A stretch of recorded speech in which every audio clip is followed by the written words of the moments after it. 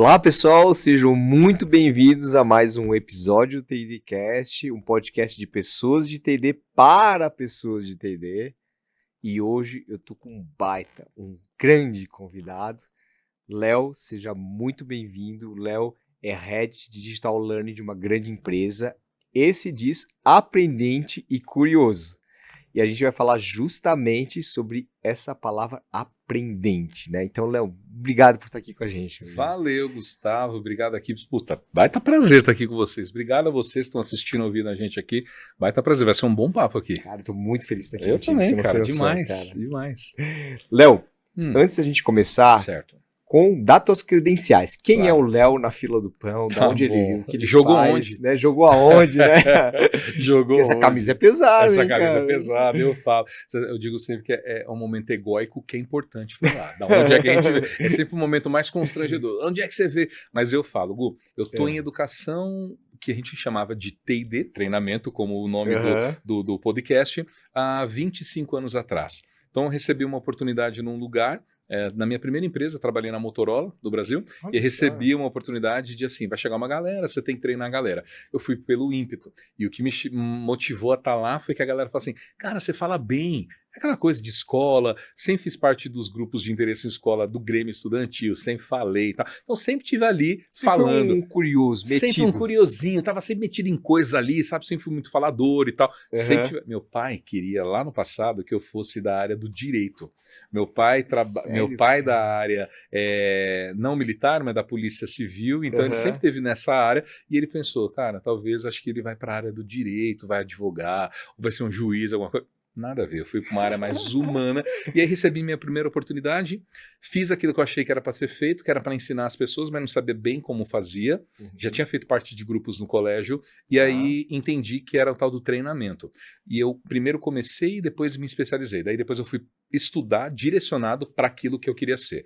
E aí fiz como primeira graduação administração com ênfase em tecnologia, porque eu sempre fui muito da parte digital. Caramba, É curioso, Gu, porque eu, desde o início da minha vida, em 92, eu já tinha computador na minha casa. E era uma coisa muito rara você ter, né? 92. Meu pai trabalhava com um tipo de computador, você que é mais antigo vai lembrar, hein? Chamava Amiga. O computador chamava Amiga. Depois você dá um Google, não sai agora da Ava não, mas depois você pesquisa. Amiga. E aí a gente desde sempre, muito cedo, teve internet em casa. Naveguei nos BBS, depois fui para a internet de escada lá atrás, nos primeiros modelos. Então eu me apaixonei pela tecnologia, mas sempre soube que minha linha era humana. Comecei a estudar ADM com ênfase em tecnologia. Legal. E aí entendi na faculdade, já trabalhando, que o meu lance era o tal do T&D. E aí, dentro de Motorola, consigo uma oportunidade de entender. Lá eu saio como supervisor, né, como já liderança em treinamento e desenvolvimento. Legal. Daí migro, vou para o Itaú. Trabalhei do Itaú durante muitos anos, também na área de T&D. Fui para a Samsung depois, trabalhei também sempre na área de T&D, liderando times de T&D, atualmente na Leroy Merlin, que é a Leroy Merlin, né? Mas claro. Leroy Merlin, que é uma multinacional francesa, sempre liderando times de aprendizagem. Então, esse é o Léo nessa construção cronológica dessa história como um todo. E aí fui estudar.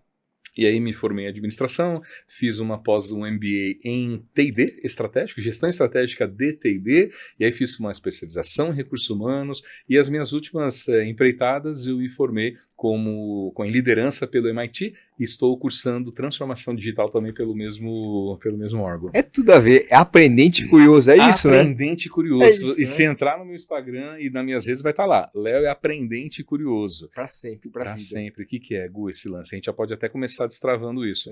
Curiosidade é inato, a gente vai falar disso daqui a pouco, que é para mim o gatilho principal que gera o aprender, que gera a aprendizagem. Então, tem que ser curioso. Eu sempre digo que aprender é se meter em qualquer rolê.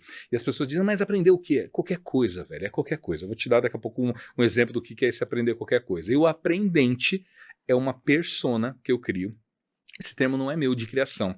Eu empresto ele da pedagogia, especificamente da psicopedagogia, eu trago ele, e o aprendente significa basicamente que é uma nomenclatura que eu começo a utilizá-la dentro dos meus negócios, que é aquele que aprende tudo e qualquer coisa, desde que o tudo e qualquer coisa traga relevância. Sirva para alguma coisa. É isso, então aprende tudo e qualquer coisa, se te trouxer relevância. Todo mundo sempre para no o que é relevante.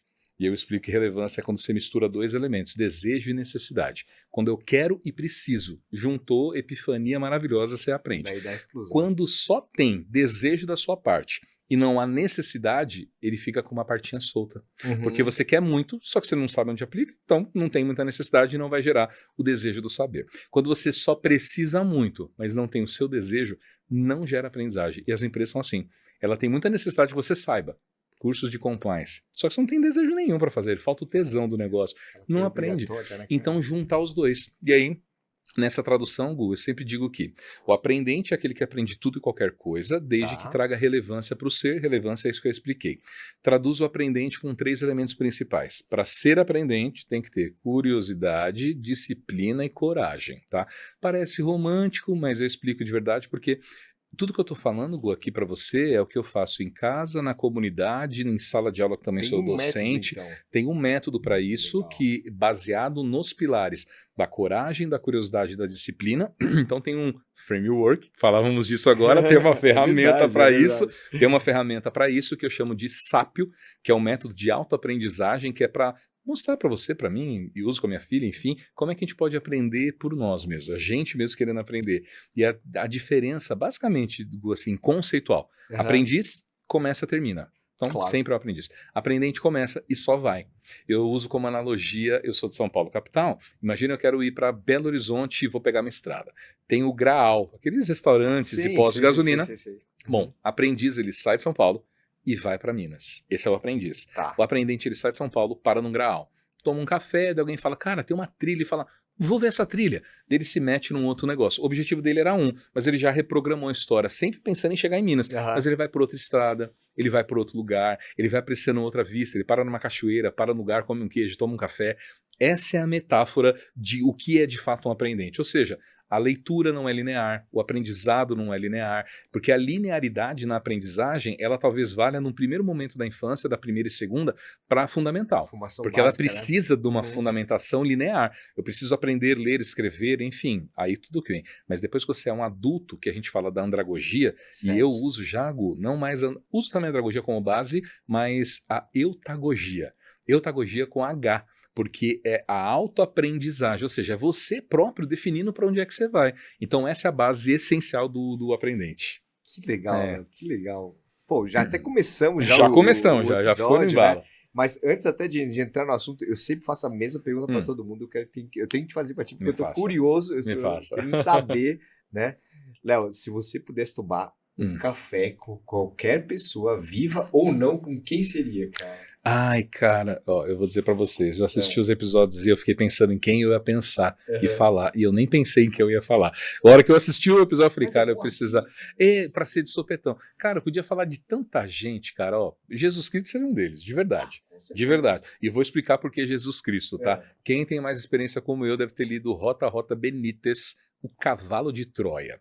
Cara, era uma série de livros, Gu, dessa idade, que mostravam um rapaz contando uma história em primeira pessoa que ele navegava no tempo. E isso lá na década de 70, muito tempo. Então ele já tinha essa possibilidade de ir no tempo. E ele teve de frente a Jesus.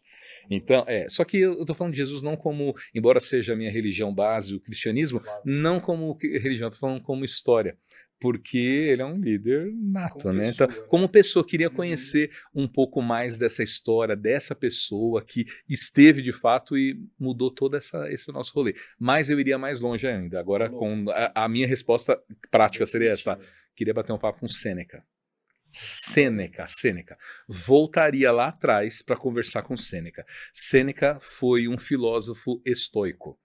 E o estoicismo é uma filosofia de vida que eu procuro levar e fazemos isso dentro de casa. Então eu leio muito sobre o estoicismo, Marco Aurélio, Sêneca, Zenão de Cítio, são todos esses caras que a gente gosta muito de estudar, de fazer a leitura, Epicteto, por exemplo, e Sêneca é um cara que eu queria bater um papo. Ele tem, e eu queria ser o objeto da história dele, porque ele tem, o principal escrito dele é Cartas a Lucílio, que é um amigo que ele escrevia cartas dando esses conselhos estoicos. Queria estar naquele momento para receber esses conselhos dele diretamente.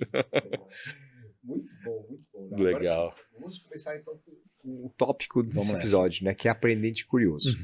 E eu vou começar te provocando no sentido de que você não acha que com o advento da IA, as pessoas estão cada vez menos aprendentes, menos curiosas, estão mais perguntadoras para uma IA, para responder para elas de forma definitiva, e elas não querem mais ter vontade de aprender as coisas. Isso é legal, cara. né, Gu? A gente está falando agora num momento de tempo que a IA ela está ocupando hoje um importante lugar dentro das empresas, né? A gente tem estudos que dizem que mais de 40% das empresas, os CEOs dizendo, eu já uso IA nos meus negócios. Maravilhoso. Perfeito. Harvard acabou de colocar um estudo. A gente, quando fala Harvard, um estudo de tal, parece meio clichê falar, mas é que ela lançou agora bem recente, falando do impacto negativo para o cérebro no uso das IAs. Ela já mostrou uma regressão cognitiva em relação às IAs. Claro, natural. Por que acontece? Eu, quando quero escrever... Só que tem uma coisa, tive uma palestra bem recente e falava sobre isso, que é o seguinte, Gu, o estudo vem de jornal. Então ele mostra que há uma regressão cognitiva. Maravilhoso. Só que não é uma regressão cognitiva para você, para mim e para uma criança. Embora possa acontecer. É de uma linha de estudo. De pessoas que escrevem artigos. Ou seja, ele é muito direcionado. Claro, faz todo sentido para o humano também, como você e eu, humano médio. Então, acredito sim, Gu, ele de fato pode causar um constrangimento ao longo do tempo, porque a gente vai ficando um pouco... O cérebro, ele tem a neuroplasticidade. Ele vai se adaptando de acordo com aquilo que a gente mais dá ou menos dá para ele. Cérebro é uma concepção, esse 1,5 kg de coisa em cima do nosso pescoço, ele é ancestral. E essa ancestralidade traz o que a gente chama do nosso cérebro primitivo, que ele tem como objetivo principal ficar quentinho, seguro e no escurinho. Ele não gosta de mudar muito. É, pirâmide de Maslow, né? Exato. Necessidades básicas. E ele não quer muita mudança. Ou seja, quando eu acho que uma IA, por exemplo, atende aquilo que eu preciso e quero, eu não vou mais ter que pensar. Não vou gastar energia, Não vou gastar né? energia, porque ele gostou. Ele hackeou o lance e ele já sabe que ele vai perguntar. Só que, Gu, vou trazer aqui agora uma polêmica pra gente falar. Que é o seguinte, favor, vamos lá. Se você vai na IA e pergunta, é um traço da curiosidade. Porque Não, eu cheguei até. Então, preciso estar lá. Então, eu falo, cara, para mim, Léo, tá? O que eu criei como ideal de aprendizagem? É você pegar o difícil e transformar ele acessível. Difícil, acessível. Depois, de acessível, desejável. Então, primeiro eu pego aquilo que é muito difícil, deixo ele disponível. E depois que está disponível, é um segundo trabalho de falar, agora vamos dar gosto e tesão nesse negócio. Ou seja, se as pessoas estão usando isso aqui como inteligência artificial para pelo menos se conectar a temas que ela nunca imaginou que pudesse conectar, já cumprimos o primeiro objetivo. O segundo, vamos tornar desejável, mas fazendo da forma como tem que ser feita. Não adianta, Gu, a gente querer retroceder, e eu sei que tem muitas questões de dilemas éticos, agora a gente falando sobre o uso das IAs, né? Perfeito. Então, será que a IA, ela ajuda, não ajuda? Eu, por exemplo, tenho Valentina em casa de 10 anos. Tá, minha filha. Existe um livro chamado A Fábrica de Cretinos Digitais, que mostra, é de um francês neurocientista, Michel Desmouget. Ele mostra o impacto que as telas como um todo têm na capacidade produtiva e cognitiva de uma criança, de um jovem, de um adolescente, infanto-juvenil, e acontece também com a gente. Ou seja, então de forma bem prática, dei a resenha só para dizer o seguinte, eu acho que de fato pode atrapalhar num pensamento crítico, porque você fica dependente dessa rede, mas ao mesmo tempo ela é importante para te ajudar no pensamento. E aí, nós, quanto educadores, e sei que você também a gente precisa educar essas pessoas a dizer como é que você usa esse negócio chamado de inteligência artificial. É um letramento digital mesmo. Totalmente. Né? E é um letramento, Gu, que passa não necessariamente em saber que você tem que usar um ChatGPT, um Gemini, um DeepSeek, um Cloud, nada disso. É para você entender a filosofia da história. Eu sempre falo assim, às vezes eu sou meio romântico para falar, mas precisa, Gu, do romantismo, você tem que ser mais profundo na história. Porque imagina, quando a gente só usa para... Imagina, perguntei recentemente para as pessoas assim, vocês usam o ChatGPT? Daí me disseram assim, não, eu uso o Google. E eu brinco assim, cara, então você tem que voltar às casas no jogo, porque ele não é para você usar. Você pode, claro, mas você deve usar e falar assim, como eu chego no endereço do Google? É muito raso você usar uma inteligência artificial para isso. Continue usando o Google Search, ele vai te atender. Claro. Ou outras plataformas que você tenha preferência de uso. Usa a inteligência artificial, a IA, para te ajudar a pensar. Ou seja, a boa estrutura do prompt. E a boa estrutura do prompt é você lançar para ela assim, olha, eu quero saber o que é o TIDcast, mas... me provoque com perguntas, ao final me faça 2 perguntas para ver se eu estou certo ou errado. Nessas perguntas me dê pontos de 0 a 10. Se eu acertar muito, você vai me ranqueando. Então você consegue explorar numa camada. Só que só chega na camada quem está num nível de consciência elevado. Nem todo mundo está. Se a gente está, pega a mão desse povo, faz vir com a gente. E aí são as aulas, as nossas palestras, o TDCast, de ajudar a catapultar isso. Porque assim, Gu, não dá para fugir. Fugir não dá, né? E é engraçado você falar esse ponto, porque eu não lembro qual foi a pesquisa que eu acabei lendo, que tem muita gente falando que a utilização das IAs generativas não está tornando elas produtivas. Sim. Mas é porque elas não sabem fazer boas perguntas, não sabem conduzir uma narrativa ali para chegar num ponto ali ideal de resposta que ajude elas a, sei lá, 40%, 50% do trabalho vir ali já, né, nesse bojo, né? Cara, e é isso, né? Maravilhoso. Ó, eu vou dar uma referência a uma pessoa muito interessante. Se um dia tivesse aquele, não é de T&D, mas a galera vai depois pesquisar, é Diego Cordiniz. Diego. Tá? Talvez eu tenha pronunciado o nome dele errado, mas você já vai saber. O Diego, ele é um professor da PUC. E também um estudante de inteligência artificial e uma referência nesse tema. E eu estava bem recente ouvindo um papo sobre, e ele falando sobre isso, que, cara, a potência da IA generativa vai além do que a gente está usando. É verdade. A gente até brincou no começo, né, das IAs, ela chega lá em novembro, há 2 anos atrás, quase 3, quase 3, que assim... Cara, o brasileiro tá usando de um jeito que... Não, o brasileiro consegue fazer cada coisa, cara. Tá vendo cara. aqueles videozinhos de IA rolando? E eu tava vendo recentemente, agora com um momento de parênteses aqui, gente gravando vídeo parecendo vídeo de IA. É gente de verdade, mas fingindo ser vídeo de IA. Sério mesmo? Cara, é hilário. E a gente dá um sentido pro vídeo da IA, mas assim, maravilhoso. Mas agora vamos falar de educação. Como é que dá para usar efetivamente a IA na educação? Valentina, 10 anos de idade, usa lá em casa. Eu tenho uma inteligência artificial que é promptada para nossa necessidade em casa, que é o Juca, Jornada Única de Conhecimento e Aprendizagem. Criamos uma estrutura, uma persona sobre a IA.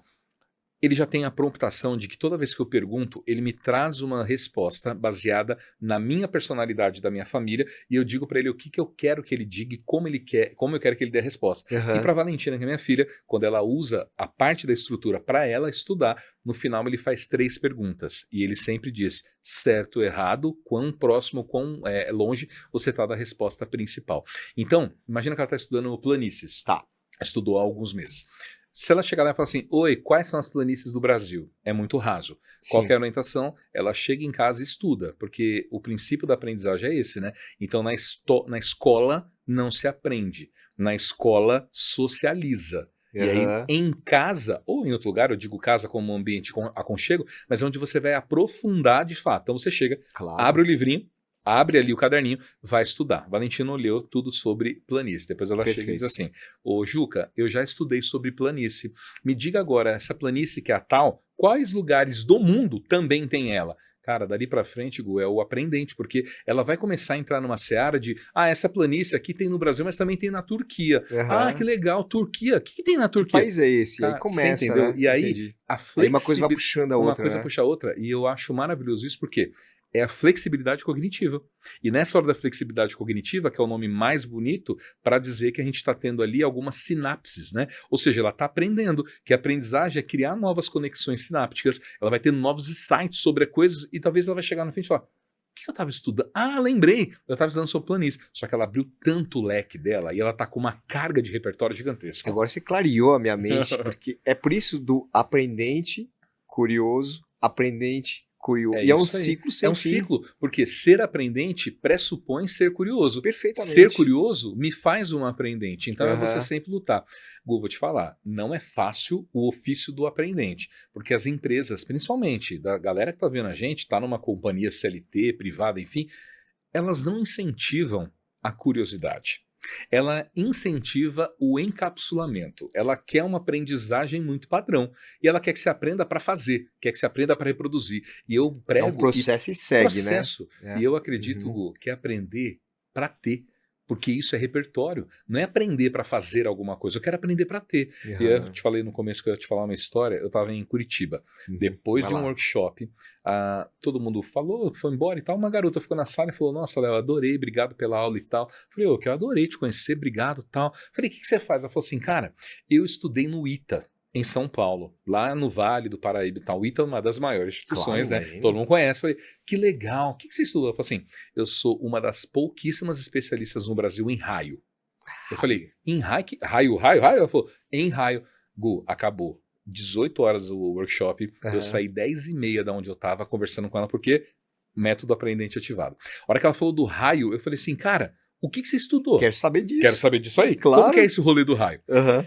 Ela me explicou que tem raios ascendentes e descendentes. Tem raio que vem de cima, tem raio que vem de baixo. Para mim só vinha raio de cima. Sabia que vem raio de baixo? E ela falou, inclusive, aquele que pega jogador de futebol em estádio. É de baixo? Chuva, é de baixo que pega, não é de Ô, cima. louco. Eu falei, não sabia disso, que legal. E ela começou a dar uma aula de raio. E para ela ser uma mestre, que é em raios, ela teve que ficar estudando. E estudar é colocar um aparelho e ficar no dia de chuva observando a coisa acontecer. Então ela ficou medindo isso, é quase Galileu ali naquele momento da epifania dele. Ela ficou lá estudando, estudando. Beleza, me falou isso. Gu, aprendente que sou e curioso, eu cheguei no hotel, pesquisei, deitei, tomei um banho, comi, fiquei pesquisando raio. Raio. Nas páginas me deu link para tecnologia, para quântica, então eu fui abrindo a minha flexibilidade. Então hoje se eu tiver numa mesa e alguém falar raio, eu falo, eu sei falar um negócio aí, eu aprendi uma coisinha. Talvez eu não use no meu ofício diário, mas isso me agrega como repertório, sabe, Hugo? E não necessariamente para mostrar para um ou para outro que eu tenho, mas porque me ajuda a pensar. Então, se alguém me diz hoje, Léo, o que paga tuas contas em casa? Te garanto, Gu, não é necessariamente o meu conhecimento sobre educação. O que paga minhas contas são duas. A minha possibilidade e o meu poder de comunicar. Perfeito. E a minha capacidade de criar conexão entre as coisas. Isso é a minha maior valia. E claro, talvez a galera tá ouvindo agora falar, porra, mas tá convencido em falar, não é? É porque a gente tem que se reconhecer, né? Então a minha valia, a minha potência é comunicar, legal, mas além disso é criar conexão entre as coisas. E a conexão, Gu, só vem com repertório. É quando você consegue conectar coisas que parecem desconectáveis. E quando você pensa, Gu, no mundo, nada é desconectado. Não adianta você falar de educação. Vivo. É vivo, Gu. Não dá para você falar de educação na escola se não falar de inteligência emocional, de confiança, capacitação. Como é que tá na casa dele? Ele tem telefone celular? Não tem. Tem um ou tem dois? Tem internet que funciona? Não tem. Entra na questão social. Então, assim, você vai baixando o nível e é sempre a conversa assim. Você tá disposto a conversar e tem tempo? Se dá, a gente vai bater um papo. Se é raso, não dá para dizer se sim, se não gosta, se não gosta, fez ou não fez. Tem que ser muito profundo na história. Cara, entendeu? Que legal. E Léo, assim, tem um ponto dessa parte de aprendente curioso que me pega bastante, né? Que as pessoas estão cada vez mais falando que elas estão sem tempo, que é muito corrido, dia a dia. A gente tem as redes sociais que estão nos imundando, WhatsApp, né? Por aí vai. Né? Quando é que o Léo consegue... Eu não sei se isso é um momento que você tira pra você como aprendente, ou se você consegue transformar isso na tua rotina do dia a dia, de pequenas doses, como é que se faz esse movimento, sabe? Eu tenho algumas formas de estudar. Uma delas é com um framework que eu comentei contigo, legal, que chama-se Sápio, que é uma ferramenta que ajuda a pessoa a auto-aprender. Fala um pouquinho mais Vou de falar Sápio, daqui a pouco dele, do Sápio. E é o seguinte, dentro do Sápio são 6 steps principais que você define a jornada de aprendizado que você tem. Então o Gu, por exemplo, quer saber sobre raio agora, porque ficou intrigado sobre. Ele vai colocar, minha jornada é aprender sobre raios. E aí tem uma série de perguntas que vai te norteando para saber sobre raios. Então onde é que você vai pesquisar? Onde é que você está no conhecimento de raio entre não conheço nada e sei tudo? Onde é que você quer chegar entre não sou profundo ou sou raso? Isso é importante, Gu, definir na largada, porque quem não sabe para onde vai, qualquer caminho serve, aquela história toda, né? Exatamente. É um clichê lá da Alice, mas assim, exatamente esse o processo. Então o Léo hoje, quando vai estudar com um framework em casa, sabe aquele método de gestão de tempo chamado Pomodoro? Muita gente conhece. Claro, com certeza. Ele é assim, você estuda 25 minutos, folga 5, 25, folga 5, e eu faço exatamente isso. Quando eu vou estudar, me tranco no escritório, me tranco onde eu estiver, quando eu quero estudar, e eu pego todas as referências, então computador, tablet, telefone, livros e muito papel na mesa e pendurado. Eu trabalho, a minha forma de aprender de estudar é com um mapa mental. Então eu vou fazendo muitos mapas mentais e referências. Eu não sei se você já teve possibilidade, Gu, de ler a Bíblia. Mas a Bíblia, você lê em cima um capítulo e ela tem um expoente, um número. E lá embaixo no rodapé, ela te fala assim, agora você vai lá para Êxodo. Daí você vai para Êxodo. Daí daqui a pouco lá ele fala, agora vai para tal lugar. Então, a leitura é não linear. A minha forma de estudo é não linear. E aí eu estava recentemente numa mesa de conversa falando com a galera sobre estudar, ler livros e tal, que eu não leio livro de forma linear, a maior parte dos livros. Eu não leio end-to-end. Então eu faço a leitura dele, começo a ler, e daí ele, opa, entendi isso aqui, deu uma referência para um outro livro. Eu pego um outro livro e começo a fazer as correlações. Então eu vou lendo 2, 3 livros ao mesmo tempo. Bom, você vai ver várias linhas de estudo dizendo assim, é importante começar e terminar, porque tem a disciplina, mas não é disciplina nesse caso. Aqui eu estou disciplinado com o meu aprendizado. Aqui eu estou falando daquilo que me é relevante. Porque quem está ouvindo e vendo a gente agora, Gu, deve ter 2, 3 livros parados que não consegue ler. E se obriga a ler. Ele fala assim, ai caramba, tem que ler de novo. Nossa, tô com o livro lá parado, tem 6 meses e não consigo ler. Claro, porque não é relevante para você, cara. Então, leia aquilo que é importante. Então, eu faço essa leitura. Leio aqui, então, termino de ler um daqui a pouco, o outro vou lendo em paralelo. E tem livro que eu leio end-to-end, quando ele tem uma narrativa... que te prende, que vai me... E não só me prender, aquela que tem uma narrativa, por exemplo, que ele faz sentido quando leia de forma linear. Entendi. Quando ele é um manual, ou quando ele é de fato muito técnico, ele é sempre como uma referência. Eu vou voltar nele 200 vezes. Então ele está sempre lá na cabeceira e tem os livros do hype do momento. Por quê? Para tudo você tira uma teoria. Então essa é uma forma que eu uso para estudar. A outra, Gu, é o Lifelong Learning, que é o aprendente, que é aprender a qualquer momento. Então eu tenho alguns hacks de estudo. É isso que eu quero saber, cara. Eu vou dar um deles aqui para você, que é o seguinte. Você conhece o Google Alerta? Já ouviu falar? Não. Pouca gente conhece. Eu vou dar uma dica para vocês agora. É isso aí, olha aí, pessoal. Dica. Você vai no Google, digita Google Alerta. Tá. O segundo resultado você vai clicar, vai te aparecer uma telinha roxa e branca escrito assim. Escreva o tema que você prefere. É uma página, uma coisinha em branco, um campo de texto. Você digita lá, por exemplo, aprendizagem e dá um Enter. Todos os dias, entre 7h30 da manhã e 8 horas da manhã, o Google te manda uma relação dos principais temas de aprendizagem que você pediu, de manhã cedo, free, na tua conta de e-mail. Ele te manda uma lista de 3 principais por nível de relevância. Você pode dizer, gostei mais desse ou não gostei. Então ele me dá 3 todo dia. Daí ele tem lá, aprendizagem intencional, tal. Fulano lançou um livro de aprendizagem, tal. E abertura de processo seletivo na Secretaria de Aprendizagem de Cabo Brode, não sei onde.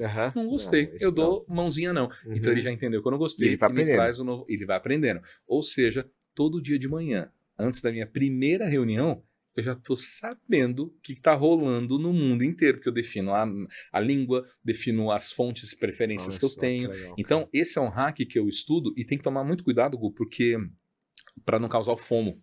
Porque também você vai querer colocar. Fear of Missing Out, é o medo de ficar de fora. E aí você vai querer saber de tudo. E aí você vai colocar aprendizagem, varejo, retail, vai ficar e você vai arrastar ele para uma caixinha assim, ler depois. Daí você não vai ler. Então o importante seja muito, mas muito minimalista nesse aprendizado. O que eu faço, Gu? Antes saio da cama, me espreguiço, faço aquele momento estoico lá que ele diz que eu gosto muito, senta na caminha, fica ali olhando para o nada 10 minutinhos, depois que eu acordo, aí eu pego e vou fazer o meu estudo. E é durante o café, leio um jornal, eu sou do jornal ainda, sabe, Gu? Velha guarda. Eu sou da velha guarda, só que hoje eu leio no tablet. Eu gosto de papel, só que é mais difícil tê-lo, né, todos os dias, então eu leio no tablet, só que daí eu vou lá no meu Google Alerta, que é quase como os antigos, quem é da tecnicidade vai lembrar, os RSS. É quase uma lista de feed RSS, que você recebe, lembra dos feeds que você vai recebendo todo dia? Ele perdeu um pouco a sua valia, só que é mais ou menos esse conceito, e eu prezo muito por eles, porque daí eu integro ele dentro do meu processo de aprender, e todos os dias eu recebo os temas que eu gosto. Aprendizagem, tecnologia, inteligência artificial, educação, então todo dia eu estou sabendo o que está rolando sobre aquilo e vou armazenando, vou pesquisando. E eu vou estudando eles. Chega no final da semana, eu pego todos os temas e uso o meu amigo Juca. Daí eu pego os temas com link, jogo e falo assim, agora você vai me dar um resumão de tudo que eu já vi e já falei sobre ele. Ele me dá um resumo, a hora que ele me dá o resumo eu digo assim, bom, antes de ler o que você me colocou, eu vou dizer o que eu entendi, o que eu fiz com isso. Eu coloco, eu fiz uma palestra com o Gu, falei um papo sobre isso, eu entendi que e ele vem me corrigindo e vem me moldando. Então ele é um parceiro meu para ajudar a aprender e eu uso um desses hacks que é esse aqui que eu falei. Cara, legal, né? Cara, que demais. Legal, que demais. Cara, muito legal. Tem um ponto aqui que eu queria ver contigo, que é essa questão de começar a abrir várias caixinhas pelo fato de ser aprendente curioso. Sim. Né? E até que ponto você consegue fechar algumas. Perfeito, do tipo, caramba, eu tenho conhecimento aprofundado nisso, né? É legal pra caramba, porque vai te criar um repertório gigantesco. Sim, de fato. Né? mais de profundidade. E como é que você faz esse balanço das coisas, Perfeito. sabe? Trabalho sempre com base, tem quase uma, chama escadinha de necessidades, digamos assim, que são os níveis de competência. Isso. É de Noel Burt. Então ele tem no primeiro nível, que é o incompetente inconsciente. Incompetente consciente. Não sei que não sei. Depois eu sei que não sei, que é o passo para o conhecimento. Sei que sei, né? E nem sei que sei, que é o cara altamente expert da história. Incompetente consciente. Incompetente consciente. Depois o incompetente consciente. Competente consciente e competente inconsciente. São 4 níveis, onde você parte do não sei que não sei para o nem sei que sei, que é o altamente especialista. Minha provocação sempre, Gu, você não sabe que não sabe, daqui a pouco você sabe que não sabe. E o não saber que não se sabe é um passo para se saber. Então você vai pro terceiro, que você fala, agora eu sei que sei. De tanto fazer fica bom. E aí você chega no nem sei como é que eu sei. E é um cuidado, porque para ir do 4 pro 1 é um palito. Porque quando você tanto acha que sabe, você volta pro não sei que não sei. Então você sempre tá alerta. E aí, respondendo sua pergunta, como é que eu faço? A minha jornada, por exemplo, eu estava estudando agora sobre, me aprofundando mais em mindset. Se a gente falar sobre em mindset, parece clichê e coisa de coach. Mindset, muda e tal. Não. Quero ir além disso, então eu vou estudar. Bom, já tinha lido Carol Dweck, por exemplo, com Mindset, não é esse o lance. Então eu quero ler coisas que ela escreveu. Além disso, e num desses escritos, ela falou que teve um aluno chamado de Eduardo Briceno, e esse cara tem um livro chamado de Mindset, capa amarela no Brasil e letra vermelha. Eu vou procurar esse cara. Procurei esse cara, estudei esse cara, e ele me deu um lance chamado de paradoxo da performance. Eu falei, cara, eu queria estudar o mindset. Ele me abriu uma outra janela aqui, uma outra caixa. E eu falei, eu preciso estudar essa outra caixa. O que é esse tal do paradoxo da performance? E eu percebi que o livro inteiro estava levando para esse lance do mindset. Beleza, qual que era o meu objetivo principal? Entender o que era o mindset. Então eu abri e fechei essa caixa de estudo. Ele me deu várias referências que eu fui anotando e falei, cara, isso aqui vai vir depois. Você já tinha um objetivo em mente, na verdade. Isso, né? E até porque o aprendente, como eu disse no início, Gu, ele tem que ter a curiosidade, mas ele tem como 2 elementos depois a coragem, que é você tem que ter coragem para estudar, que eu falo mais. Vai ser da inércia, dói para ser da inércia. E tem que ter a disciplina. E a disciplina é essencial para o estudo, porque senão fica meio que eu quero aprender tudo, é fácil, e aprender não é fácil, sabe, Gu? Ele é difícil, ele tem esforço, não é divertido, é treta você sentar, ter que estudar bumbum na cadeira, todo mundo divertindo você estudando, só que se você ressignifica isso, deixa de ser um fardo, sabe? Se eu soubesse disso na adolescência, eu tinha estudado mais fácil para algumas coisas, e eu na vida do Gu, nunca estudei de é prova, vamos estudar, sentar e estudar. Eu nunca fui esse, eu sempre preferi na escola dar atenção. Faculdade, sempre prestar atenção. E em casa, eu tento reproduzir a Valentina. E Valentina, quando chega em casa, ela fala assim, tirei 10, maravilhoso. Tirei 6, tá tudo bem. E aí, por que tá tudo bem, Gu? Porque na aprendizagem tem que ter esse tá tudo bem. Então, não peço que ela tire sempre 10, porque às vezes a Valentina tira 7, 7,5 e aprendeu. Mas ela não é proveira. Tem gente que é proveiro, sabe fazer prova, sabe fazer prova. Sim. E tem gente que é proveiro e não tem um mínimo de relação social, não entende como que se relaciona com pessoas. Então eu quero que a Valentina tenha um ecossistema ao lado dela. Ou seja, ela tem que estudar, vai tirar 10, a gente vai ficar feliz, mas a gente não estoura champanhe. Da mesma forma como tira 6, também não tem chicote. E aqui, claro, eu estou dizendo chicote, obviamente que preservando, claro, totalmente figurado, dizer assim, não tem punição, porque o erro faz parte do processo do aprender. Faz parte do aprender. O erro, se você olha, por exemplo, tem um estudo bem legal falando sobre curiosidade, é um estudo assim, já tem décadas desse estudo, e ele mostra o seguinte, ser curioso é errar, porque quando olha que loucura, Gu, que é esse lance, que curioso, quando eu erro, por exemplo, um teste, alguma coisa, ele me dá mais vontade de querer saber a resposta correta, por essa razão, eu pesquiso mais, instigo a curiosidade e aprendo melhor. Porque quando eu faço só acerto, é uma coisa. Quando eu faço e erro, eu falo, nem a pau, agora eu vou fazer. Então isso te aguça mais. Mas que nem a teoria dos jogos, né? Porque se tiver um jogo e ele for fácil demais, não engaja. Você não tem vontade de jogar. Você vai embora. E se for difícil demais também, você não vai querer terminar. Exatamente. Tem que ter aquele balanço. Tem um equilíbrio agora. Fim de semana mesmo, um amigo muito querido do Nordeste do Brasil estava em casa, a gente jogando e nos apresentou um jogo que eu não conhecia, tá? Se vocês conhecerem, não me julguem. Cariba. Conhece? Não conheço também não. Então você vai pegar e jogar na tua casa com a tua galera. Não, vou buscar, cara. É um jogo muito legalzinho. Um jogo de cartas que você tem... Cada carta tem um animal e um número. E aí você tem que fazer... E aí você monta como se fosse de 1 a 8 e é uma savana. africana, e aí nessa savana você tem que fazer o animal que você tem ali beber uma água. Beleza. Certo. Só que cada animal que está ali, ele invalida o outro. Então, por exemplo, assim, o elefante, ele vai pegar, por exemplo, um rinoceronte, porque ele é mais forte. Então, se eu tenho uma carta de elefante, eu jogo e pego o rinoceronte para mim. Entendi. E vou deixando ele do lado. O rinoceronte pega uma ema, que está mais forte e tal. Só que quando chega no 1, o 1, por exemplo, é um camundongo. E o camundongo é o único que pega o elefante, porque o elefante tem medo de rato.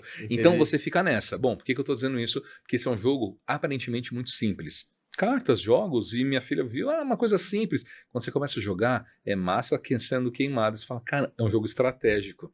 Então, ele me aguçou e a gente ficou horas jogando, criança aprendendo junto com adulto, e a gente foi ali no tal do... E aí eu trago para a tecnicidade, o tal do social learning, né? Aprende junto, testa junto, ri junto, erra junto, que legal. E fomos aprendendo e falou, cara, isso aqui é muito desafiador. Vamos comprar um pra gente.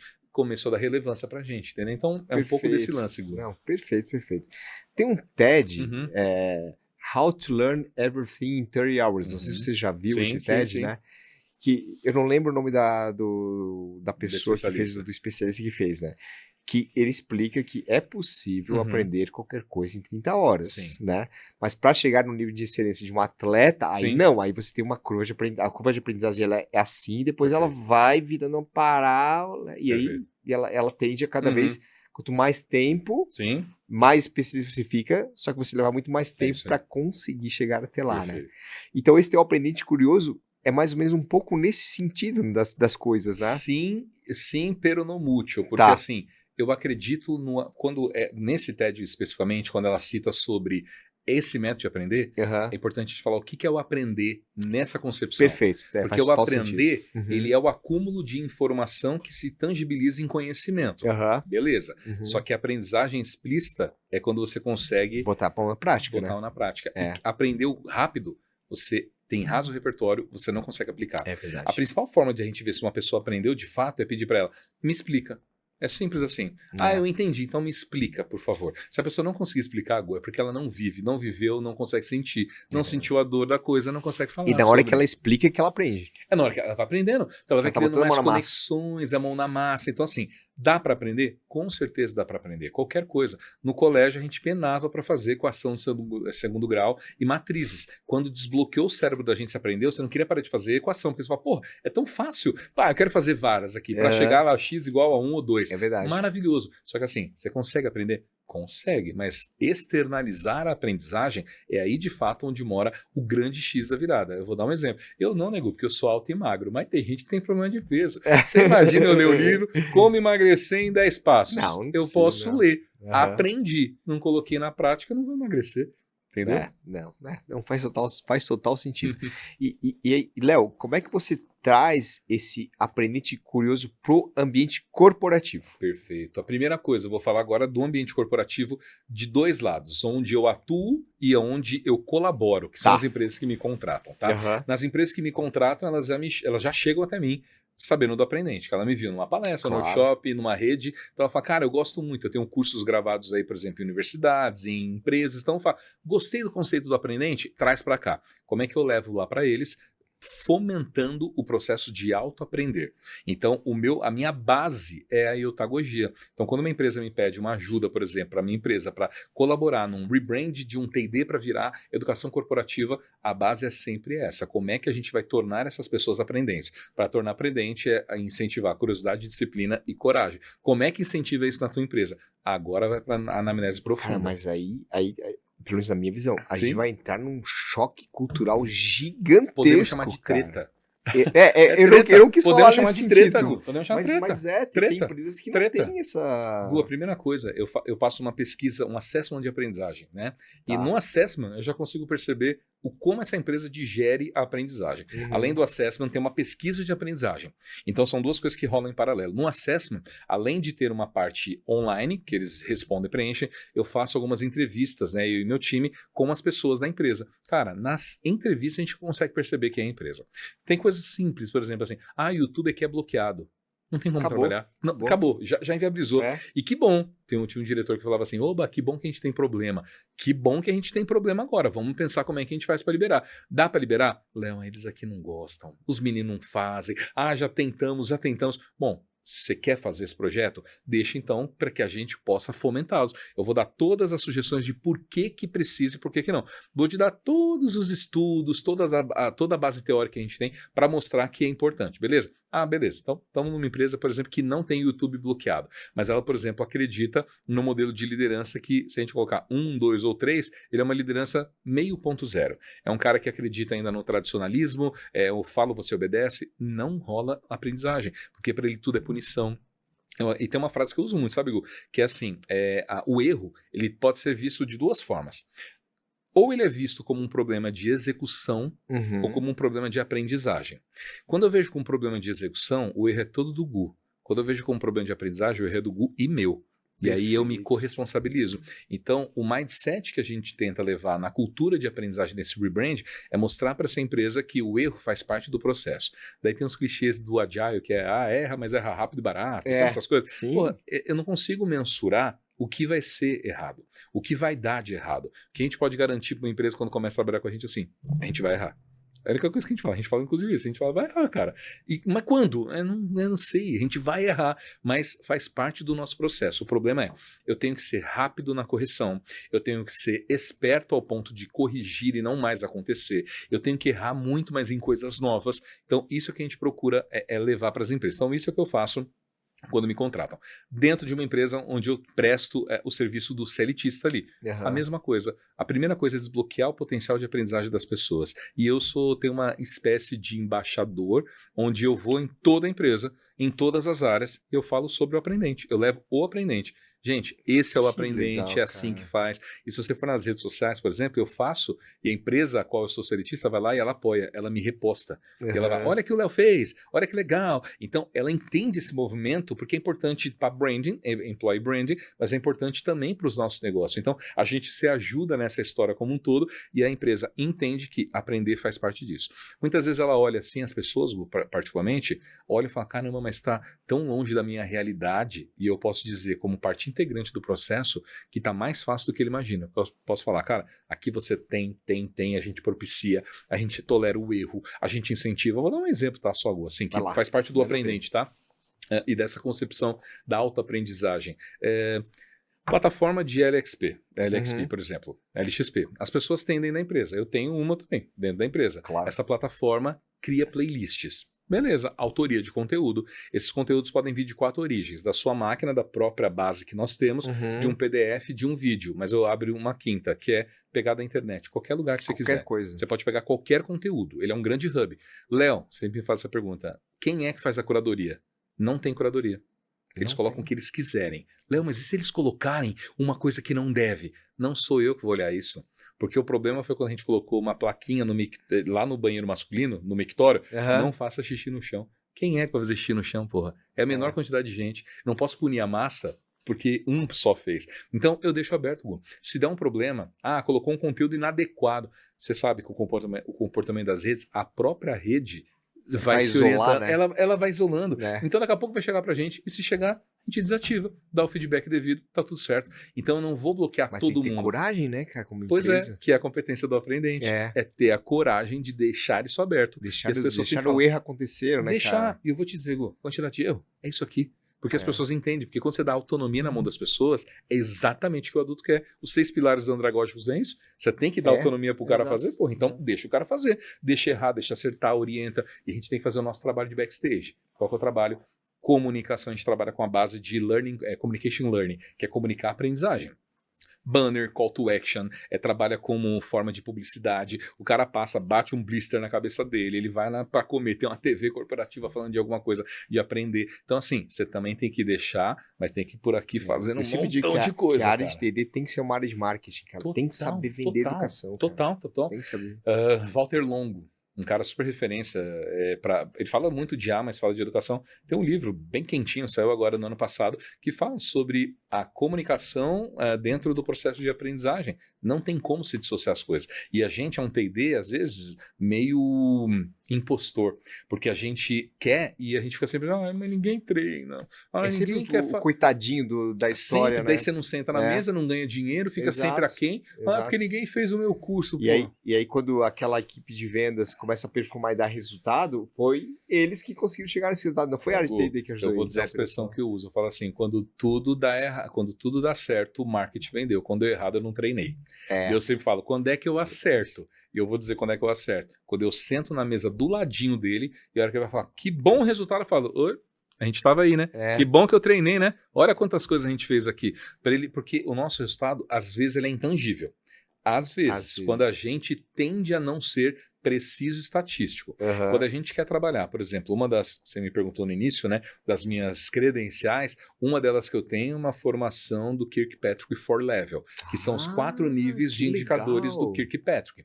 Hoje ele já está reformulado, eu já posso criticar por conhecê-lo, então eu já não faço o nível 1, que é a avaliação de reação. Há muitos anos eu trabalho com o NPS, Net Promoter Score. Então eu uso o NPS na educação. E é isso que eu faço. E aí todo mundo diz entre 1 e 10, se ele gostou muito, o 0 e 10 gostou muito ou gostou pouco da gente. Sim.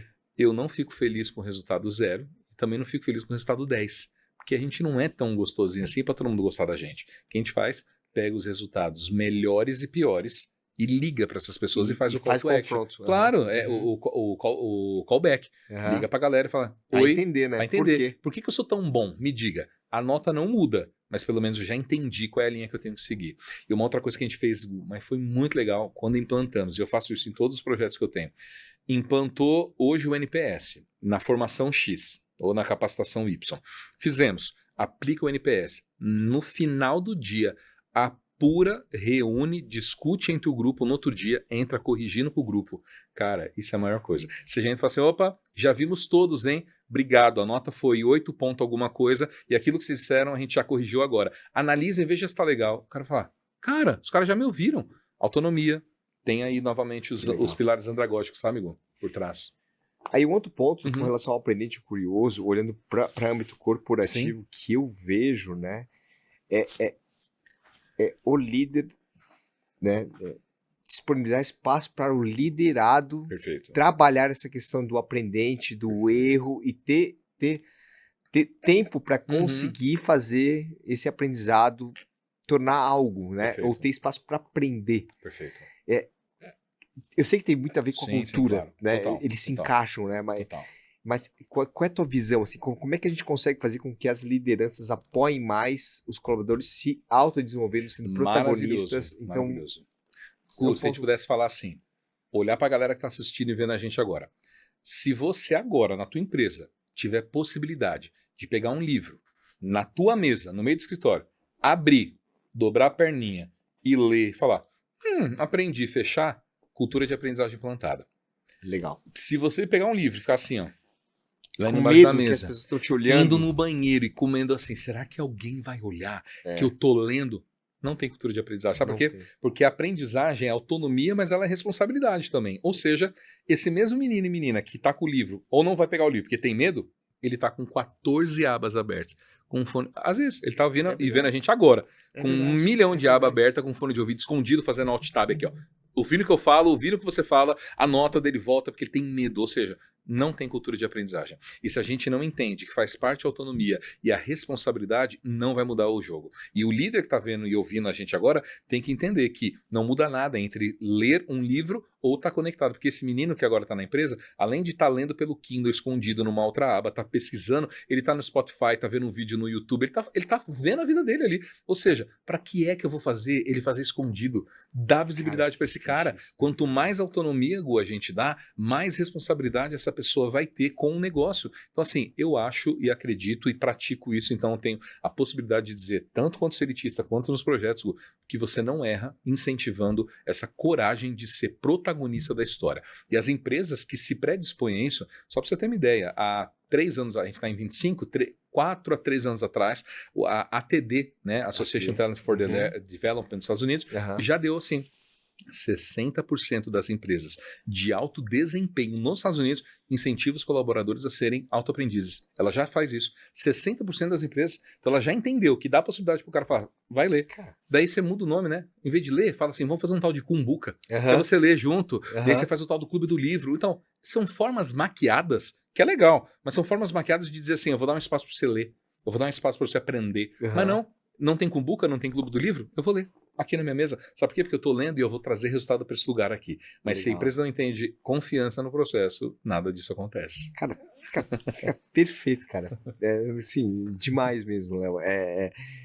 E é interessante porque, às vezes, a pessoa realmente está até no horário de almoço, Sim. um pouquinho depois, fazendo a leitura de um livro, aí passa uma liderança, olha aquilo ali e já... E já começa a falar, tava onde? É. Tava lendo o quê? Mas é do trabalho? Sabe? Cara, tem que ter espaço para aprender, assim como tem que ter espaço para respirar, para pensar. Muito curioso, a gente está falando agora de NRs, né? NR1, né? Muito forte. Acabei de sair de uma podcast com o Global justamente sobre isso. Todo mundo falando sobre isso. Todo mundo tá falando sobre isso. Mas olha que loucura. Eu acredito, Gu, que o mundo funciona meio como pêndulo. Sabe aquele pêndulo que bate a bolinha e vai para cá, para cá? Sim, total. Qual que é o pêndulo? É assim, ó. Vamos falar sobre trabalho intenso. Vamos. Daí a bolinha vem. Trabalho intenso, é isso aí, gente. Tem que trabalhar e tal. Ele bate. Quando ele bate, ele fala assim, opa, mas tem que trabalhar mais. Cuidado, hein? Burnout, síndrome do pânico, tal. Daí, quando ele bate na ponta, ele vai bater de novo e fala assim, mas acho que não precisa tanta dedicação. E se a gente começasse a voltar, faz o seguinte, deixa de ter home office, a gente está exatamente, o mundo funciona exatamente nesse pêndulo. Ele fica indo e voltando. E a gente já foi, trabalha em casa, bate. Faz home office. Não, home office não é bom. As grandes empresas americanas, né? Pararam, cortaram home office. Daí, a tendência agora. É a tendência. Daí corta áreas de ESG, corta áreas de diversidade. É o pêndulo voltando e a gente vai bater. Qual que é o grande lance da humanidade? Claro, isso aqui é um machismo de Léo, que a gente fica querendo viver nas pontas, quando a vida é no meio, sabe? Não é nem lá nem cá. É aqui nessa meiuca, sabe? Eu tenho um pouco disso, mas também tenho um pouco daquilo. Eu tenho a disponibilidade de aprender no trabalho, mas talvez eu não possa aprender os 7 dias, os 5 dias da semana. Talvez eu tenha um combinado de 2 horas, 1 hora numa semana. Tá tudo bem, porque eu começo aqui, mas eu vou embora no busão, trem, carro, ouvindo um podcast, assistindo alguma coisa, porque o nosso colaborador hoje, nas empresas, o seu, o meu e a da galera que tá vendo a gente, a maior parte das coisas que ele aprende é fora da empresa. Não é dentro da companhia. Na companhia a gente fala das tecnicidades das empresas, mas o que ele de fato precisa é, o que será que ele precisa? Você pode pegar qualquer indicador, ele pega lá fora, Econômico Mundial, por exemplo, você vai ver a tal das competências para o futuro, tal. Quantas empresas estão fazendo isso? Ela faz quando vira hype. Ela pega e fala, meu Deus, comunicação precisa trabalhar. Verdade, daí vira hype, começa a treinar todo mundo, tal. Mas assim, no dia a dia, quem é que está incentivando isso? Eu tenho um montão de histórias de empresas parceiras que a gente conhece que incentivam isso no dia a dia. Incentivar coisas simples, Gu, incentivar o poder da leitura. E você falou no começo da nossa prosa hoje, assim, usar o ChatGPT para perguntar, que as pessoas estão sendo só perguntadores, né? Rubem Alves, um educador do Brasil, já falecido, ele falava assim, a gente precisa fazer mais pergunta de criança. Pergunta de criança é, por quê? Por quê? Por quê? Os 5 porquês, pelo claro, menos. Né? Não precisa nem colocar os 5W daqui a pouco, né? Mas a gente tem que perguntar, tem que perguntar. E o poder da pergunta, o poder das perguntas é essencial para conseguir chegar em qualquer resposta, seja na empresa ou fora da empresa. Porém, nas empresas, muitas vezes, quando se pergunta muito, fala assim, inflexível. Esse cara de novo, esse né? aí é muito pedante. Cara, e assim, eu não tô pedindo para você sair da tua empresa agora, não. Mas assim, se você percebeu que tua empresa não tem match com isso tudo que a gente tá falando, talvez não seja um bom lugar para se viver, cara. Tem que estar num lugar que você feliz, né, cara? Tem que estar feliz, Gu. A ideia, a pessoa olha assim e fala assim, cara, mas é fácil da onde vocês estão aí ficar falando disso. Quero ver se você estivesse no meu lugar. Cara, a gente também já esteve nesse lugar. Você tá feliz, cara? Eu tô felicíssimo fazendo o que eu faço. Eu desempenho meu propósito assim todo dia, Gu. Eu queria um propósito para mim, que é transformar a vida das pessoas através da provocação, da reflexão e do conhecimento. 3 coisinhas. Provoca, reflete e traz conhecimento. Eu sou docente também, dou aula em universidade. Para os alunos, a primeira coisa é provocar, não é dar resposta. Em casa, para Valentina, minha filha, é provocar. Porque quando eu provoco, ele faz a reflexão. Gera o aprendizado. Né? Gera, porque ele vai refletir. Ele vai buscar, e quando vai ele reflete, atrás, a gente pode chegar num conhecimento. E eu sempre...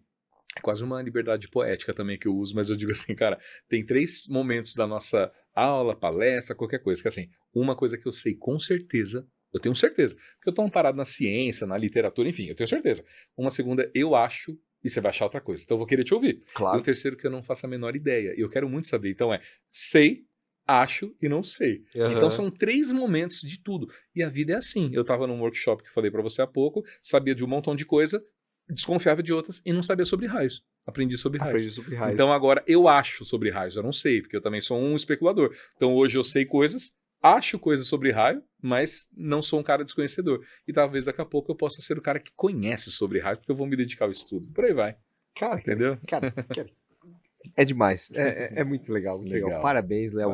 Nossa, não tem nem palavras assim. Isso. Tá me abrindo um monte de... Tá me dando curiosidade e vontade de aprender um monte de coisa que eu tô começando a botar na cabeça aqui e depois eu vou ter que correr atrás. Isso cara. é bom, isso é bom. É bom que a curiosidade, ela causa um processo dos neurotransmissores, inclusive, né? A gente, quando tem curiosidade, além de tudo que a gente pode ativar, por exemplo, a dopamina é um elemento essencial, né? E a descarga dopaminérgica, ela tem que ser bem medida para também não virar um problema pra gente. Mas quando ela é bem dosada, ela causa esse eu quero. E é a recompensa, porque a recompensa da curiosidade é o descobrimento do saber. Então, quando você procura descobrir o saber, dopamina embebeda o corpo da gente, a gente fica felizão. Claro que numa dosagem sempre controlada ali, pra gente também não ter um problema.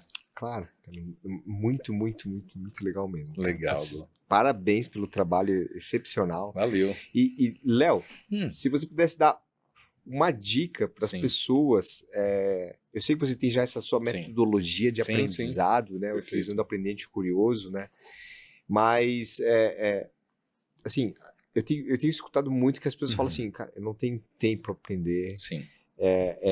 Eu tô em reunião, eu não consigo nem fazer o meu trabalho direito. Como é que eu vou ter tempo de ser um aprendente, um curioso no meu dia a dia, sabe? Perfeito. Como é que vai fazer? Tem um método para ir? Eu sei que você falou que tira uns 30 minutinhos ali, etc e tal, mas para quem tá começando, pelo menos assim, para sair da estagnação, sabe? Sim. São 4 pilares principais para aprender, de acordo com o que eu desenvolvi e o que eu estudo. Por favor, traz pra gente. Então você traz a atenção é o primeiro elemento. O segundo é o envolvimento ativo. Então, primeiro eu estou atento, depois eu me envolvo ativamente com aquilo que eu quero aprender. O segundo elemento é o feedback. Eu dou e recebo. Gu, estou aprendendo, é isso mesmo? Ah, beleza, legal. E o quarto é a consolidação. Quando eu falo, aprendi, cara, sabe o que é? É isso aqui, ó, quando eu tenho capacidade de transpor ou explicar para alguém. Dos 4, vou falar do primeiro, que é o que traz isso que você me pediu. Perfeito. Atenção. O que é essa atenção? Eu gerei o que eu chamo de pirâmide de mecanismo de atenção. O nome é técnico, eu uso muito isso em sala, mas assim, vai ficar claro para as pessoas que é uma pirâmide com 3 níveis. O primeiro é a vigilância. Vigilância e o alerta. Eu tenho que estar sabendo o que está rolando, que é o Google Alerta que eu falei. Eu tenho que estar sabendo, eu tenho que estar por dentro do rolê. O que está rolando? Ah, eu não gosto de inteligência artificial. Não é gostar, você tem que estar por dentro, velho. Cara, você tem que saber. Cara. Ah, eu não gosto desse negócio, por exemplo, de metaverso quando teve. Não é para gostar, você tem que estar ligado no rolê. Então a primeira coisa é a vigilância e essa atenção, beleza? Tá. Saiu do campo da vigilância, você vai ali para o segundo, que é a seleção e abstração. Porque conforme eu recebo tudo, que eu estou atento, eu começo a fazer... Igual quando a gente escolhe arroz em casa, você sopra assim, o que é casquinha vai embora. Você precisa soprar as casquinhas agora. E soprar a casquinha assim, porra, peguei 200 coisas para estudar. Que seja relevante para você, né? Qual que é a relevância agora? Você fala assim, calma aí, tem 14 coisas. Isso aqui é inglês. Eu não falo inglês. Esquece. Esse aqui fica de lado. Esse aqui é francês, também não falo. Esse é em português. Essa é a prioridade. Putz, mas tem um negócio legal nesse inglês aqui. Então vou passar num GPT ou qualquer lugar para traduzir para mim. Então assim, primeiro você estava atento, selecionou, e eu vou para a terceira parte dessa pirâmide da atenção, que é orientar e filtrar. Ou seja, onde é que eu vou aplicar? Não adianta você necessariamente aprender com essa destinação se não tiver um local de aplicação. Aí você não fixa, porque você não tem com quem trocar. Então eu preciso, a cada hora que eu aprendo alguma coisa, por exemplo, em raios eu não sei de muita coisa. Eu só sou especulador, porque eu não tive com quem trocar. O Juca vem nesse sentido para te ajudar, né? Total, e o Juca, se abrir aqui o meu, eu tenho até vergonha de tanta coisa que eu pergunto para ele aqui. Então por isso que ele me conhece tanto, porque tudo eu vou bater um papo com o Juca. Só para você ter uma ideia, Gu, que a gente está falando aqui agora desse lance da atenção, eu vou e volto quando tenho viagens, viajo muito, né? Não só de avião, não só de carro, mas de trem, em outros lugares. Eu vou conversando com o Juca e eu faço um carregamento de base de coisas nele para ele me provocando. E eu falo para ele assim, me traga 4 provocações desse tema que ninguém perguntou. E ele vai lá e faz... Pode deixar. E ele vai lá e começa a me provocar. E, cara, são coisas que às vezes eu não consigo responder, mas me deixa curioso para saber responder, cara. Se você não puder, tá tudo certo. Mas eu acho que o pessoal aqui tá muito curioso para conhecer o Juca. Tá bom, vamos nessa. Vamos conversar com o Juca rapidinho, qualquer coisa. Qualquer coisa com o Juca. Vou abrir aqui o Juca então para gente bater um papo. Deixa eu ir lá. Ô Juca, ó, você se comportem que eu tô aqui num podcast com o Gustavo aqui no TDCast. Dá um oi pra galera que tá assistindo a gente aqui pelas plataformas, YouTube e tal. Opa, pessoal, um abraço para todo mundo que está acompanhando a gente aqui no TDCast. É um prazer estar com vocês e espero que vocês aproveitem bastante o nosso bate-papo sobre educação corporativa e aprendizagem. Vamos juntos. É isso aí, Juca, perdão. Agora vamos fazer o seguinte, ó. Me traga, por favor, o que para você é o aprendente, que a gente falou tanto aqui. Traga os 3 pilares dele, mas eu quero que você seja objetivo e muito sucinto, porque a gente não tem muito tempo aqui, tá? Vai trazer. Com certeza, Léo. O aprendente, para mim, é aquele que está sempre em busca de conhecimento e crescimento contínuo. Os 3 pilares principais são a curiosidade, a autodisciplina e a prática constante. Esses elementos juntos fazem toda a diferença na jornada de aprendizado.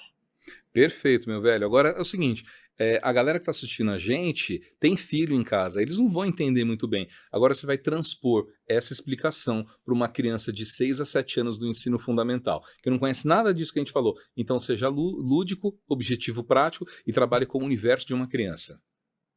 Esse é o grande potencial da aprendizagem. Imagina que aprender é como ser um explorador em um grande parquinho. O primeiro pilar é a curiosidade, que é como aquela vontade de descobrir todos os brinquedos do parquinho. O segundo é a autodisciplina, que é como se organizar para brincar em cada brinquedo sem se perder. E o terceiro é a prática, que é como brincar bastante para ficar cada vez melhor naquilo que a gente gosta. É assim que a gente aprende se divertindo. Que demais. É muito legal, cara. Então, assim, é você dar valia para uma ferramenta que talvez ela esteja... Claro, a gente sabe que tem os hypes, sabemos que tem as questões neuronais. O Juca, ele é um assistente, ele não é o Léo. Isso é importante falar. Isso até explica o pessoal o que é o Juca, como é que você trabalhou esse Juca, né? Que talvez tenha gente que fala assim, eu quero fazer um desse Eu quero o Juca, vai procurar. E muitas às vezes não eu saio existe, de sala... o Juca existe pro Léo existe só. Pro Léo, ele vai lá e pesquisa Juca e não tem para download. Não vai ter. Vou te explicar muito simples, tá? Existe o que eles chamam hoje de arquitetura de prompt. Arquitetura de prompt são boas perguntas que você faz para esse negócio chamado máquina, que é um tal de um machine learning, que é uma máquina que aprende. Então, a boa pergunta e a boa conversa com ele é promptá-lo. Para promptá-lo, você precisa fazer as boas perguntas. O que eu faço? Você pode usar qualquer inteligência artificial que você tiver aí. Eu uso ChatGPT. Então, eu estou com o ChatGPT aqui. Usa o Claude, o DeepSeek, usa o Gemini, usa o Copilot, usa qual você quiser. O importante é, vá na configuração da sua plataforma e lá tem um espaço para você dizer quem é você e o que você quer que ele diga. Então, lá você prompta para ele e diga assim, ó, a partir desse momento, você é o meu assistente personalizado de aprendizagem. Eu vou te perguntar coisas ao longo do tempo e eu quero que você tenha uma estrutura de resposta baseado em. Faz uma vez. O meu prompt, por exemplo, hoje ele já conta com 15 páginas. Porque toda hora eu vou incrementando ele. Mas quando eu comecei, era uma simples frase, como eu acabei de te dizer. Então, vai testando, vai mostrando como é que é o teu jeito, deixa ele entender quem é você e cria o teu. O meu é o Juca. Jornada única de conhecimento e aprendizagem que é para Léo, mas você pode montar no seu. Legal. E aí você vai subindo conhecimento no Juca e ele vai aprendendo com as suas perguntas, também vai se moldando, né? Então é isso, né? Com as perguntas e com as respostas de Léo, porque eu faço palestras, aulas, os vídeos, os meus cursos, eu pego tudo isso e vou jogando, então eu tenho lá um promptzinho que eu falo, Juca, tô te mandando conteúdo aí. E toda vez que eu vou falar com ele, eu faço isso aqui, se você me permite, Gu? Por favor. Fazer só uma demonstração rápida, eu faço assim, ó. Juca, a partir de agora, atualize o seu prompt. Tudo que eu disser aqui agora é para você colocar no prompt e me traga como sugestão de resposta em qualquer outro lugar, tudo bem? Bom, primeira coisa é o aprendente que eu trabalho, você sabe que são 3 pilares. É a curiosidade, a disciplina e a coragem. São os 3 principais. Faça uma atualização de prompt. Eu acabei de dizer para ele na memória profunda dele... Entendido, Léo. Vou atualizar isso direitinho. A partir de agora... Sempre que você mencionar os pilares do aprendente, eu vou considerar a curiosidade, disciplina e coragem como os 3 principais. Pode? Perfeito. Então eu acabei de atualizar o prompt profundo dele. É como se fosse a memória de longo termo, a memória de longo prazo dele. Então tudo que eu converso com ele aqui, a gente falou do Gustavo, enfim, ele tem uma memória de curto prazo, digamos assim, na associação neuronal, que é uma memória flash muitas vezes. Daqui a um tempo, talvez, ele se esqueça. E claro, você vai dar uma olhada na sua inteligência artificial se você tem essa capacidade, essa possibilidade. Todas elas têm, mas tem plano, tem pacote e tal. Mas assim, dá para fazer. Então eu fui lá na memória de longo termo dele, coloquei na cabecinha dele, digamos assim, que toda vez que perguntar sobre isso, traga isso. Gu, vou te falar de uma outra forma que eu uso muito as inteligências artificiais. Legal. Faço check-up. Vou lá, faço 2 check-ups ao ano. Fiz um check-up. Cara, eu peguei todos os exames. Joga eu pego lá. os exames e jogo lá no chat. Bom, ele vai estar com todo o meu histórico montado. Bom, ele não é médico. E ele vai dizer, eu não sou médico, né? Claro, não é um médico. Eu vou ter que ir no médico. E ele tem um número, o telefone, o e-mail dos meus doutores. Então ele tem o número do meu cardiologista, do meu gastro, do meu urologista, e qualquer coisa que aponte no exame ele fala, acho que é bom chamar o doutor Henrique. Caraca, acho que aqui você tem que chamar o Rodrigo Âmbar. Que demais. Então ele vai dando essa indicação. E aí o que eu faço, Gu? Os exames estão todos aqui postados. Estou em algum lugar, lá com o Gu, lá em Floripa, fazendo um trabalho. Me deu uma dor aqui, ó, desse lado. Ai, que dor. Ô Juca, deu uma dor aqui do lado direito ou esquerdo, próximo do pescoço. Dá uma olhada no meu histórico médico e veja se alguma questão aponta para isso, por favor. E me diga numa escala de preocupação, eu uso exatamente essa palavra, com qual médico eu tenho que falar. Daí ele vai lá e fala, Léo, isso aí não tem nada a ver, isso é tranquilo, e fala teu médico, mas assim... muscular, assim. Mas ele pode falar, Léo, inclusive, quando você fez, tinha um indicador aqui que deu tal coisa. Isso aqui pode estar associado a...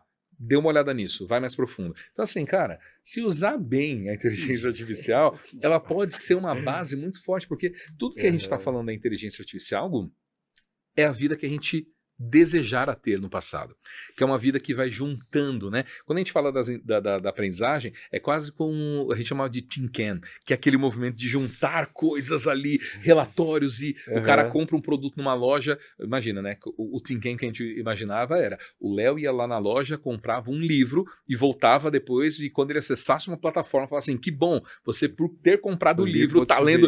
Cara, a gente não tinha possibilidade de fazer isso, a inteligência artificial te propicia exatamente isso. E ela vai ter essa lembrança. Léo, você é um ativista da inteligência artificial. Não, eu sou um ativista do desenvolvimento. E se aprender também faz parte de usar isso como meio, não como fim, tô super dentro, cara. Então agora a pergunta, assim, pra gente fazer o fechamento, né? Para onde vai a educação? Vamos nessa. A aprendizagem, eu acredito, bom, acho que a gente pode dividir em dois lados, educação e aprendizagem dentro das companhias. Tá? Perfeito. A aprendizagem dentro das companhias, ela caminha para um back to basic.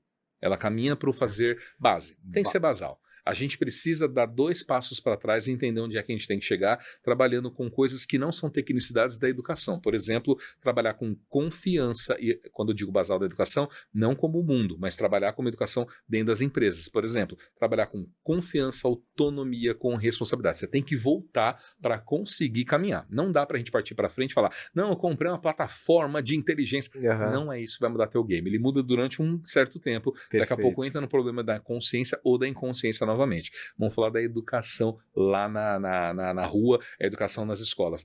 Também é o back to basic, só que ali a gente está falando de outras coisas. Ali é recurso. E como é que a gente torna apetecível para as pessoas. Quando você olha para o Brasil, de acordo com o PISA, que é um programa internacional de educação, o Brasil ocupa as piores posições em 3 dimensões de aprendizado, que é literatura escrita, matemática e ciência. A gente ocupa as posições entre 49º, 64º do ranking de mais de 80, um pouquinho mais de 80 países. Então o Brasil está ruim em todos esses rankings. Quando a gente olha para o Brasil, depois se você quiser fazer essa pesquisa, no Brasil a gente tem o QEDU e o IDEB, que é o Índice de Desenvolvimento Educacional do Brasil. Quando você compara o Brasil ali, a nossa educação é ruim. É ruim. Daí sempre falam, né? A educação melhor do Brasil é, por exemplo, Fortaleza, Ceará. Ceará, uma das melhores educações. Só que não é Fortaleza, é Sobral.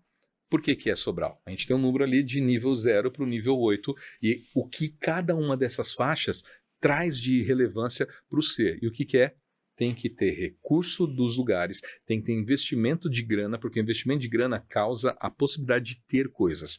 E o ter coisas eu preciso estar nesse rolê que eu estou mostrando aqui agora, não adianta aprender só no livro. Léo, mas você está desconsiderando o livro? Pelo contrário, eu adoro e tenho centenas deles. Mas o que eu estou dizendo na escola, se o menino não se sente apetecido, como é que ele vai gostar? Vai ter a vontade de aprender. Gu, e eu digo que aprender é fome. É fome. E não é essa fome só do alimento. Desejo, é a fome do desejo. O menino vai para a escola para comer 2 pratinhos de comida só. Como é que ele vai aprender? Ele não tem desejo.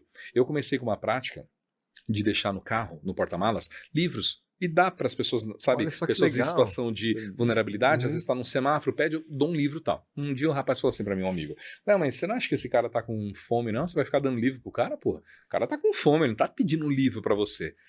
É uma visão. Você quer matar a fome? Você quer matar essa fome que eu falei? E aí, se você mata essa fome aqui, cara, talvez no futuro não tenha essa fome.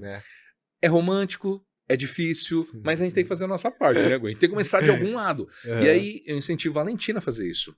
Porque assim, eu quero muito matar essa fome dele. Eu quero, quanto sociedade. Claro. Não me faz sentido tê-lo assim. Mas eu quero que ele tenha essa fome do intelecto. Porque eu vejo, perto de casa, um menino que estudou comigo.